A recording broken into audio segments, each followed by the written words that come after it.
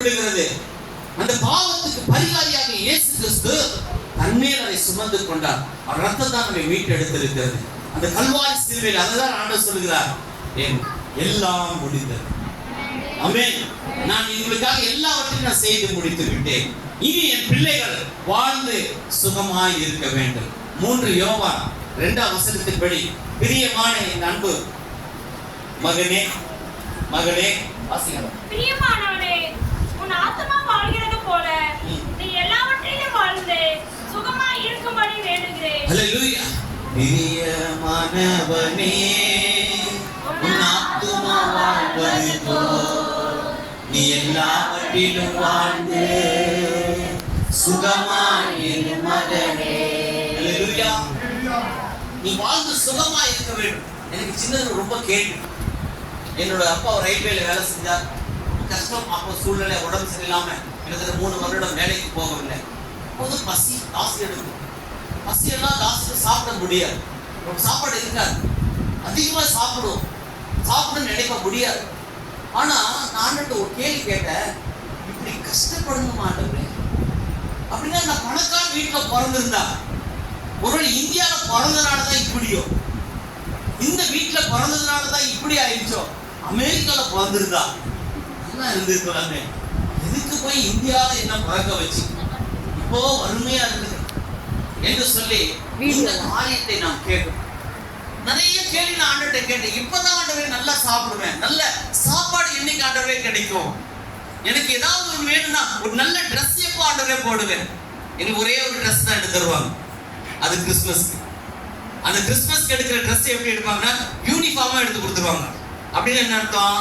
கிறிஸ்துமஸ்க்கும் போட்டுக்கலாம், ஸ்கூலுக்கும் போட்டுக்கலாம், 2 in 1. ஆமென். அவ்வளவுதான் அவங்களுடைய பெலன். நான் அவர்களை குறை சொல்லவில்லை, அவ்வளவுதான் அவருடைய பெலன். அதுதான் வாங்கி கொடுத்தாங்க. இப்ப எனக்கு ஒரு கேள்வி, அப்படின்னா வறுமை என்பது நமக்கு சொந்தமா? நான் பூமியில இந்த தேசத்துல பிறந்ததுனால தான் எனக்கு வறுமையா? இந்த தரித்திரம் இந்த பூமியில இருக்கிறதால தான் எனக்கு, இந்த வீட்டுல இருக்கிறதால தான் தரித்திரமா? ஆண்டவர் சொன்னார், தரித்திரம் என்பது நீ இருக்கிற இடத்துல இல்ல, நீ அறியாமல் இருந்ததினா. ஆமென். என்னத்தை அறியாமல் இருக்கிறோம்? ஏசாயா தீர்க்கதரிசி புத்தகம் 1ஆம் அதிகாரம் 3ஆம் வசனத்தை வாசிப்போம். மாடு தன் எஜமானனை, கழுதை தன் ஆண்டவனின் முன்னணையும் அறியும்.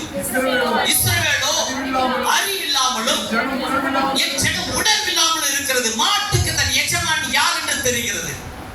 அந்த மாடு பார்க்கும்போது அது சத்தம் போட்டா தெரியுது எஜமான் இவர்தான் என்று. அது சத்தம் போடும்போதே அவங்க சொல்லி விடுவாங்க, கரெக்டா இந்த மாட்டுக்கு புல்லு வைக்கணும், தண்ணி வைக்கணும் என்று சொல்லி. அதோட எஜமான் தான் பேசும், நம்மளாம் போனா முட்டும். ஆனா மாட்டுக்கு கூட எஜமான் தெரியுது. 5 அறிவு உள்ள மிருகத்துக்கு தன்னை உண்டாக்கினவர் யார் என்று தெரிகிறது. ஆனால் 6 அறிவு உள்ள மனிதனுக்கு தன்னை படைத்த தேவன் யார் என்று தெரியவில்லை. கல்லை மண்ணை வணங்கி ஆண்டவருக்கு இல்லாததை ஒன்றை உண்டாக்கி எப்படி இருக்கும் யோசித்து பாருங்க. நம்மை உண்டாக்கின ஆண்டவர் தன்னுடைய சாயலாக நம்மை உண்டாக்கி, நம்மை போலவே உண்டாக்கி, தன்னுடைய ஞானத்தை கொடுத்து பலத்தை கொடுத்து உண்டாக்கி, நாம போய் வேற ஒன்றை யூ ஆர் எ காட், நீ தான் கடவுள் என்று வணங்கும் பொழுது என் தேவனை நாம் தூக்கப்படுத்துகிறோம். ஆமென். கழுதைக்கு தன் முன்னாடி, கழுதை பார்த்தீங்கன்னா காலையில சாயந்தரம் வரைக்கும் பொதி சுமக்கும். சாயந்தரம் அதை கட்ட மாட்டாங்க, அப்படியே விட்டுருவாங்க. ஆனா அந்த வீட்டு வெராண்டாவில தான் சுத்தம் தவிர வெளியே போகாது. பார்த்துருக்கீங்களா? ஆனா அதுக்கு தெரியாது எஜமானன். ஆனால் என் ஜனமோ அறிவில்லாமலும் உணர்வில்லாமலும். ஆமென். இயேசு கிறிஸ்துவை அறிகிறதே நித்திய ஜீவன்.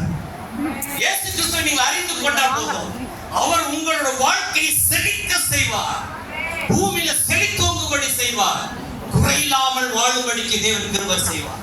இந்த கேள்வியெல்லாம் நான் சின்னதுல அநேக கேள்விகளை கேட்டது உண்டு. கர்த்தருடைய பரிசுத்தமுள்ள நாமத்துக்கு ஸ்தோத்திரம். அதற்கு பிற்பாடு நான் வந்து வேலைக்கெல்லாம் வந்து பிற்பாடு நாங்க சாப்பிட்ட சாப்பாடு இவ்வளவுதான் சொல்லவே முடியாது. அப்படியாக போய் சாப்பிடும். ஒவ்வொரு நாள் நான் நினைச்ச 2 பிரியாணி அடிப்போம். ஆமென். ஏன்னா அன்னைக்கெல்லாம் ஒண்ணுமே கிடைக்கல. டபுள் பிரியாணி வெறும்